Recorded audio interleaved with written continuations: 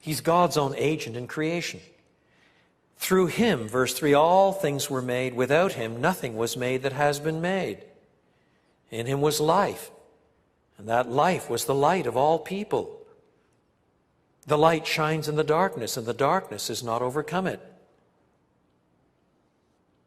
That's the way the book begins. But then we're also told that the Word gives us light and life.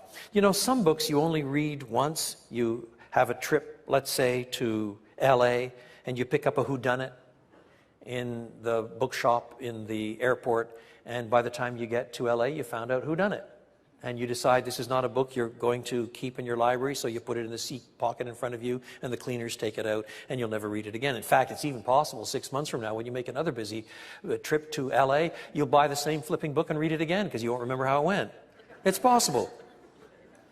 But there are other books where you read them more than once, don't you? There are books you like to pore over, the quality of the English prose. It might even be a whodunit, but it's got the atmosphere exactly right, or it describes a part of the world where you live, and you enjoy thinking about it. You read it once for the plot, then you read it for the characterization, then you read it again for all the little touches and nuances. You get a real kick out of it. Now the question is, did John write his book as a throwaway tract to be read once, or is it the sort of book where he wanted it to be read again and again and again? I think you can show that he read it, he wrote it in such a way that he expected you to see new things from it as you keep rereading it. If you read verses 4 and 5 without ever having read the rest of the book, all you've read so far is verses 1, 2, and 3, how will you understand 4 and 5?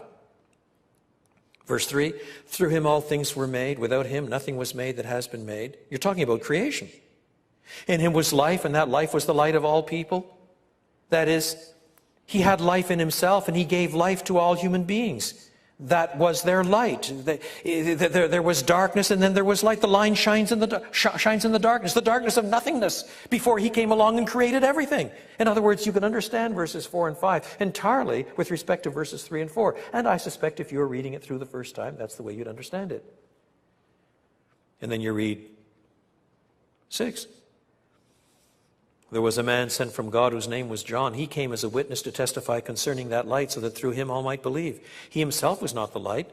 He came only as a witness to the light. And you start seeing how light has now got overtones, not of physical light and the nothingness that existed before the creation. Now light has some sort of overtone of revelation or truth or something. Light that is revealed. And the same sort of moral or revelatory overtone is clearer and clearer as the book goes on. Thus we read, for example,